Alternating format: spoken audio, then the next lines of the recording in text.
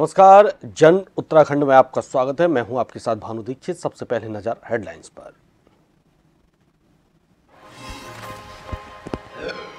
केंद्रीय सड़क परिवहन मंत्री गडकरी का उत्तराखंड दौरा। टनकपुर में राष्ट्रीय राजमार्ग परियोजनाओं का किया शिलान्यास। हरिद्वार को भी कई विकास कार्यों की दी सौगात। सीएम धामी भी रहे मौजूद। बनभूलपुरा में हुई हिंसा से प्रशासन को भारी नुकसान। 2 करोड़ 44 लाख रुपए का फिलहाल आकलन। वहीं 127 शस्त्र लाइसेंस निरस्त। हल्द्वानी में छठे दिन भी कर्फ्यू। राजनीतिक दलों का अब लोकसभा चुनाव पर फोकस। अग्निवीर योजना के विरोध में जुटी यूथ कांग्रेस निकालेंगे प्रदेश में पदयात्रा। वहीं बीजेपी का सोशल मीडिया पर जोर।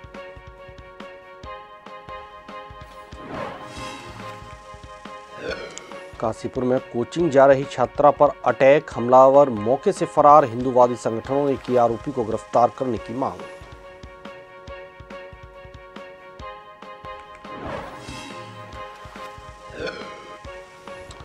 मौसम विभाग ने एक बार फिर जारी किया पूर्वानुमान। पहाड़ी हिस्सों में करवट बदल सकता है मौसम। अधिक ऊंचाई वाले इलाकों में बर्फबारी और बारिश की चेतावनी।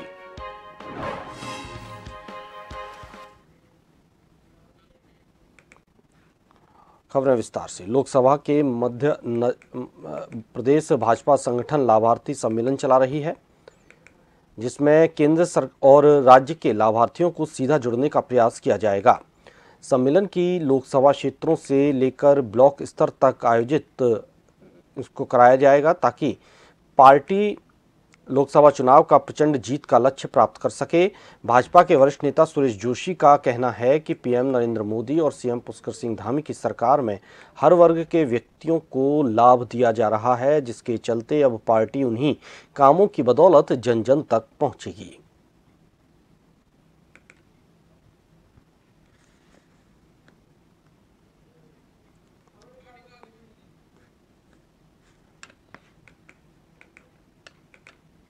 देखिए, अभी पूरे प्रदेश के अंदर केंद्र सरकार की और प्रदेश सरकार की जो योजनाएं हम लोगों ने जिन जिन जनों तक, जिन जिन मतदाताओं तक, जिन जिन नागरिकों तक पहुंचाई थी, उन सभी से भारतीय जनता पार्टी का एक संपर्क का अभियान है। और उस संपर्क अभियान के तहत अभी लोकसभा स्तर पर हमारे लाभार्थी सम्मेलन चल रहे हैं। उसमें हमारा पौड़ी का सम्मेलन हुआ है, आज हरिद्वार अल्मोड़े का सम्मेलन है। और उसके तत्पश्चात ये लाभार्थी सम्मेलन लोकसभा के बाद सीधे मंडल स्तर पर होने, और मंडल स्तर के बाद बूथ बूथ तक हमारे कार्यकर्ताओं को वो सूचियां सारी दी जाएंगी जिनको किसी न किसी रूप में मोदी जी की सरकार का और धामी जी की सरकार का लाभ मिला है।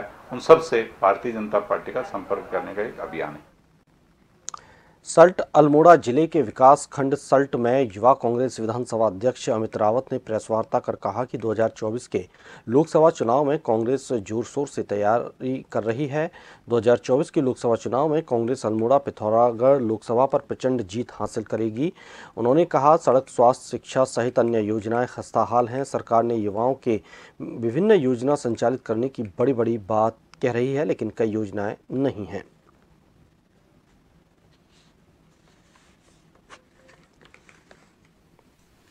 कांग्रेस पार्टी की जोर शोर से तैयारियां हैं, और जिस प्रकार से अल्मोड़ा जिला के जो सांसद महोदय हैं, जिन्होंने एक बार भी सल्ट क्षेत्र में या अपने सल्ट क्षेत्र के हैं या फिर अल्मोड़ा क्षेत्र में ना तो उनकी शकल दिखाई दी 5 सालों में, तो उसका खामियाजा भारतीय जनता पार्टी को भुगतना पड़ेगा। और इस बार कांग्रेस प्रचंड जीत से अल्मोड़ा सांसद सीट को जीतने का काम करेगी। कथनी और करनी में जमीन आसमान का फर्क है। कथनी और करनी में जमीन आसमान का फर्क है। जो कथनी इनकी हो रही है, वो उसका वास्तविक रूप में अगर हम धरातल पर देखें तो बहुत जमीन आसमान का अंतर है। कोई भी विकास कार्य को अगर देखें कि जो जितने बड़े बड़े जुमले इनके द्वारा दिए गए थे, गड्ढा मुक्त सड़क, शिक्षा, बेटी बचाओ बेटी पढ़ाओ के नारे, सब आज कथनी में ही दिख रहे हैं। धरातल पे कुछ भी चीज नहीं दिख पा रही है। आगामी लोकसभा चुनाव की तैयारियों को लेकर कांग्रेस पूरी तरह से जुट चुकी है। वहीं यूथ कांग्रेस अब प्रदेश कांग्रेस के साथ कंधे से कंधा मिलाकर उत्तराखंड में काम कर रही है। तो इसी को देखते हुए यूथ कांग्रेस अग्निवीर योजना में विरोध में पद यात्रा का आयोजन कर रही है।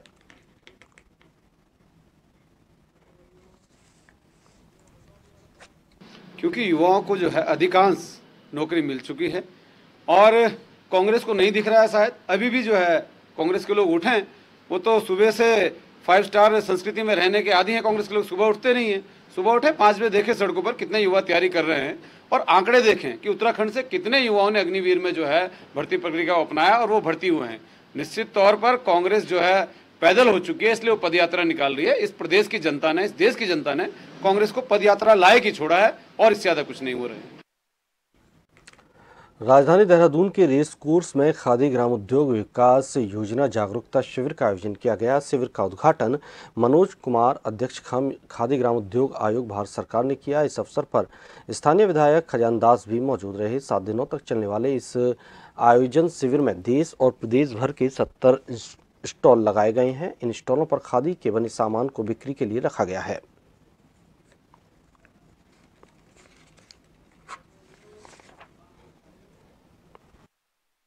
माननीय प्रधानमंत्री जी के नेतृत्व में उत्तराखंड में डबल इंजन की सरकार आत्मनिर्भर भारत के सपने को साकार करने की दिशा में आगे बढ़ रही है। आज यहाँ पर स्टेट लेवल एग्जीबिशन खादी की आयोजित की जा रही है, जिसमें करीब 70 स्टॉल होंगे, जहाँ पूरे देश भर की आत्मनिर्भर भारत की झलक यहाँ दिखाई देगी। मैं उत्तराखंड के मेरे सभी साथियों को, देहरादून के साथियों को आह्वान करता हूं कि वो यहाँ आएं और आत्मनिर्भर भारत के अभियान के तहत माननीय प्रधानमंत्री जी के इस स्वप्न को साकार करने की दिशा में लोकल उत्पाद खरीदें, क्योंकि स्थानीय लोग जब स्थानीय उत्पाद खरीदते हैं तो स्थानीय कारीगरों को एक नया भरोसा मिलता है। साथियों, उत्तराखंड में खादी की करीब 40 संस्थाओं के माध्यम से करीब 11,000 लोगों को रोजगार देने का काम हमारा विभाग करता है। आज यहाँ पर उन सभी लोगों के हाथ से बनाए हुए, मेहनत से बनाए हुए उत्पादों को स्टेट लेवल एग्जीबिशन के माध्यम से बिक्री के लिए उपलब्ध करवाया गया है। और इस वक्त आपको सीधे हरिद्वार ले चलते हैं, जहां सीएम पुष्कर सिंह धामी कई परियोजनाओं का उन्होंने शिलान्यास किया है। आगे बढ़ रही है और दिल्ली एलिवेटेड रोड, इसका काम तेजी से चल रहा है। अभी आदरणीय नितिन जी के साथ जब हम नीचे प्रेजेंटेशन देख रहे थे तो अधिकारियों के द्वारा ये बताया जा रहा था कि इस वर्ष नवंबर तक उस योजना का काम भी पूरा कर लिया जाएगा, जिसके पूरा होने के बाद मैं समझता हूं, मैंने एक दिन बहुत पहले कहा था कि आदरणीय नितिन जी आप इतनी अच्छी सड़कें बना दे रहे हैं कि दिल्ली से देहरादून की जो हवाई यात्रा है उसमें टिकट लेने वालों की संख्या बहुत न्यून हो जाएगी, क्योंकि ये यात्रा महज 2 घंटे में पूरी हो जाएगी। जो सड़क से आज जो है 4 घंटे लगते हैं, आने वाले समय में इतनी कम होने जा रही है। यदि मैं उत्तराखंड की बात करूं तो आज सड़कों के क्षेत्र में हम तेजी से काम कर रहे हैं। प्रत्येक दिन 4 किलोमीटर से अधिक की सड़कों का निर्माण कर पा रहे हैं। पहले के समय में सड़कें किस प्रकार से खस्ताहाल होती थी वो किसी से छिपा हुआ नहीं है। बहुत विस्तार में मैं जाना नहीं चाहूंगा। पूर्व की सरकारों ने सीमा से जुड़े हुए गांवों को, शहरों का इसलिए विकास नहीं करती थी। अक्सर हम पूछते थे, मैंने जाने के बाद कई बार मैं मीटिंगों में गया तो मैंने पूछा कि ये सीमांत क्षेत्रों में सड़कें क्यों नहीं बनाई गई, तो बोले कि पहले की सरकारें ये सोचती थी कि जो है अगर सड़क बनाएंगे तो दुश्मन जो है उस सड़कों से चलकर हमारे देश के अंदर आ जाएंगे। अरे भाई, हमारी देश की सेना हमेशा से शक्तिशाली रही है, हमेशा से साहसी रही है, हमेशा से पराक्रमी रही है। आखिर सेना को भी इतना शक करने की आवश्यकता क्या थी? हमारे सैनिकों ने हमेशा जब जब देश के ऊपर कोई आपत्ति आई है, किसी ने मुंह खोलने का, मुंह से हमारी ओर देखने का प्रयास किया है, तो उनको मुंहतोड़ जवाब देने का काम भारत की सेना ने हमेशा किया, देश की आजादी से लेकर आज तक। भाइयों बहनों, आज हमारे प्रधानमंत्री जी से प्रेरणा पाकर उनके ही मार्गदर्शन में उत्तराखंड में भी हमारी डबल इंजन की सरकार तेजी से विकास के नए युग का प्रारंभ यहाँ हो चुका है। हमने प्रधानमंत्री जी के द्वारा जो हमारे ऊपर विश्वास दिखाया गया है, हम आप सबसे कहना चाहते हैं कि हम उसको पूरा करेंगे। जो संकल्प, जो स्वप्न हमने उत्तराखंड के देखे हैं, उसको हम पूरा करेंगे। संकल्प को सिद्धि तक पहुंचाने का काम करेंगे। इसके लिए मैं, हमारी पूरी सरकार निरंतर रूप से पूरे मनोयोग के साथ काम कर रही है। हमने कई ऐसे मुद्दों का निस्तारण किया है जिनको पहले के समय में दरकिनार कर दिया गया था। आज प्रदेश के आधारभूत ढांचे को मजबूत करने, राज्य को आत्मनिर्भर बनाने की दिशा में अनेकों कार्य किए जा रहे हैं। मैं उनको गिनाऊंगा तो बहुत लंबा हो जाएगा। आप सब जानते हैं, अभी हमने समान नागरिक संहिता का जो विधेयक है विधानसभा के अंदर पारित करके आप सब ने, जिसके लिए हम सबको यहाँ सरकार में भेजा था, सेवा करने का अवसर प्रदान किया था, जो हमने वायदा किया था उस वायदे को पूरा किया है, उस वायदे को निभाने का काम किया है। आज प्रदेश के अंदर कनेक्टिविटी के क्षेत्र में तेजी से काम हो रहा है, उद्योगों पर भी बल दिया जा रहा है। पिछले दिनों ग्लोबल इन्वेस्टर समिट जो देहरादून के अंदर आयोजित हुई थी, 50 से भी ज्यादा देशों के प्रतिनिधियों ने उसमें भाग लिया और 3,50,000 करोड़ से भी ज्यादा के MOU हमारे साथ उन्होंने निवेशों के करार किए हैं। आने वाले समय में वो तेजी से धरातल पर उतरेंगे और अभी तक 46,000 करोड़ रुपए के जो निवेश हैं वो धरातल पर भी उतर गए हैं। हमारे शहर अब तेजी से आर्थिक गतिविधियों का केंद्र बन रहे हैं और इसी के दृष्टिगत हम निरंतर नए शहरों को बनाने का भी काम कर रहे हैं, उनके भविष्य की योजनाओं को भी तैयार कर रहे हैं। जिस प्रकार से आज 4 धाम यात्रा हो, कांवड़ यात्रा हो, आज साल भर चलने वाली यात्रा हो, अनेकों देश दुनिया के लोगों का आवागमन उत्तराखंड में जिस तेजी से हुआ है, उन सभी स्थितियों को जो भविष्य में हमारे सामने आ सकती हैं, उन चुनौतियों को ध्यान में रखते हुए हम आधारभूत संरचना को डेवलप करने का काम, विकास करने का काम, उस प्रकार से निर्माण कार्यों को आगे बढ़ा रहे हैं। आज उत्तराखंड एक नए जोश और नई उमंग के साथ निरंतर आगे बढ़ रहा है। हम उत्तराखंड को देश का श्रेष्ठ राज्य बनाने के लिए हमने जो विकल्प नहीं संकल्प लिया है, उस संकल्प को पूरा करने के लिए निरंतरता से आगे बढ़ रहे हैं। मुझे पूरा विश्वास है कि आदरणीय प्रधानमंत्री जी के मार्गदर्शन में हम सब लोग इस लक्ष्य को प्राप्त करेंगे। अंत में मैं यह भी आज जो हरिद्वार विकास प्राधिकरण के द्वारा हरिद्वार में अनेक योजनाएं, उनका भी यहाँ पर साथ साथ आज लोकार्पण हुआ है। हरिद्वार में शंकराचार्य चौक के समीप स्पोर्ट जोन का विकास एवं उसके सौंदर्यीकरण का कार्य किया गया है। हमारे यशस्वी प्रधानमंत्री मोदी जी के खेलो इंडिया के तहत सभी स्तरों पर युवा प्रतिभा को बढ़ावा देने के लिए तथा भारतीय राष्ट्रीय राजमार्गों के फ्लाईओवर के नीचे जो रिक्त स्थान पड़े हैं, उन पर अतिक्रमण हो जाता था, उनको स्पोर्ट जोन के रूप में विकसित किए जाने का काम भी इस योजना में किया गया है। इसके साथ साथ हरिद्वार में ऊंची शिव मूर्ति के समीप केबल ब्रिज पर डायनामिक स्थायी फसाड प्रकाश सौंदर्यीकरण का भी कार्य किया गया है और इसके सौंदर्यीकरण होने से पौराणिक विश्व प्रसिद्ध हर की पौड़ी पर प्रत्येक दिन जो मां गंगा की आरती का आयोजन किया जाता है, जिसमें हजारों की संख्या में श्रद्धालु उपस्थित होकर मां गंगा जी की आरती के साक्षी बनते हैं।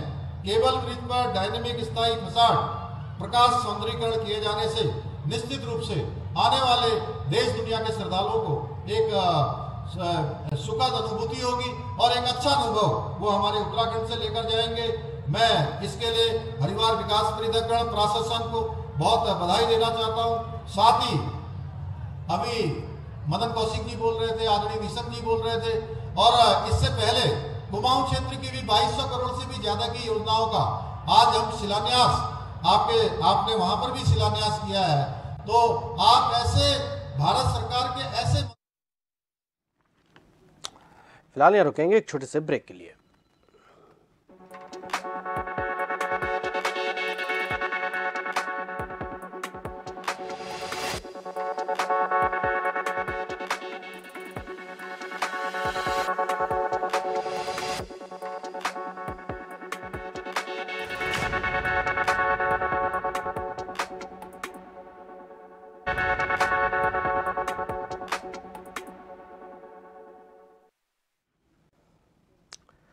ब्रेक के बाद आपका स्वागत है। आगे बढ़ते हैं। लोकसभा चुनाव 2024 को देखते हुए भाजपा ने कमर कस ली है, जिसके तहत अब उत्तराखंड में भाजपा की सोशल मीडिया टीम को और ज़्यादा एक्टिव रहने और पार्टी के प्रचार प्रसार करने के निर्देश दिए गए हैं। बता दें कि भाजपा का हमेशा से ही सोशल मीडिया पर खासा फोकस रहा है। उत्तराखंड की 5 लोकसभा सीटों पर बीजेपी के सांसद मौजूद हैं। इसके पीछे सबसे बड़ी वजह भाजपा की सोशल मीडिया टीम भी है।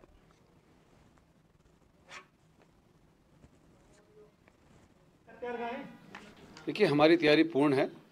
सोशल मीडिया बूथ स्तर से लेकर प्रदेश स्तर तक जो है काम कर रहा है और हमारी पूरी टीम तैयार है। जैसे जैसे लोकसभा चुनाव नज़दीक आएंगे, हमारी सोशल मीडिया की गतिविधियां और तेजी से आगे बढ़ेंगी। लगातार प्रवास चल रहे हैं, लगातार जो है हमारे बूथ स्तर तक के कार्यकर्ताओं को सोशल मीडिया पर एक्टिव किया जा रहा है और जो भी विपक्ष द्वारा या अन्य दलों द्वारा उसमें भ्रामक जानकारियां सोशल मीडिया पे डाली जाएंगी, उसका जवाब जो है सटीकता के साथ, स्पष्टता के साथ और मुद्दों के साथ जो है हम उस पर देंगे और हमारी सोशल मीडिया की टीम देगी। पानी के बन भूलपुरा क्षेत्र में हुई हिंसा में नगर निगम और प्रशासन को भारी नुकसान हुआ है। जेसीबी समेत बड़ी संख्या में वाहनों को उपद्रवियों द्वारा आग के हवाले कर दिया गया था। प्रशासन ने इस पूरे मामले में मलिक के बगीचे पर अवैध कब्जा जमाने वाले अब्दुल मलिक को नगर निगम के हुए नुकसान की भरपाई करने के संबंध में नोटिस जारी किया है। डीएम नैनीताल और नगर निगम की प्रशासक वंदना सिंह ने बताया कि नगर निगम द्वारा नुकसान का आकलन किया गया है। 2 करोड़ 44 लाख रुपए का आकलन फिलहाल किया गया है, जिसका नोटिस अब्दुल मलिक को दिया जाएगा और उनसे नुकसान की भरपाई की जाएगी। वहीं दंगा प्रभावित क्षेत्र बन भूलपुरा में 127 शस्त्र लाइसेंसों को निरस्त कर दिया गया है।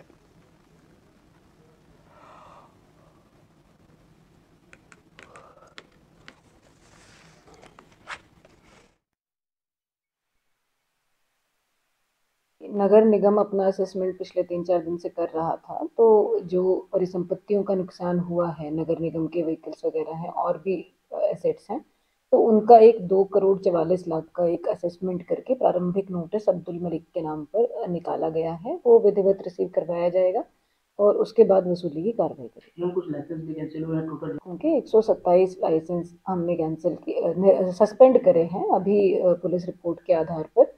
उसके बाद उनको नोटिस वगैरह की प्रक्रिया होगी तो फाइनल कैंसिलेशन के। खबर लालकुआ से है, जहां देवभूमि उद्योग व्यापार मंडल हल्दूचौड़ इकाई का शपथ ग्रहण समारोह आयोजित किया गया, जिसमें नवनिर्वाचित अध्यक्ष खीम सिंह बिष्ट, महामंत्री जीवन पांडे सहित सभी पदाधिकारियों को पद और गोपनीयता की शपथ दिलाई गई। इसके बाद सभी सदस्यों को सम्मानित करते हुए प्रमाण पत्र सौंपे गए। कार्यक्रम में एडवोकेट बसंत जोशी और कई गणमान्य व्यक्ति मौजूद रहे।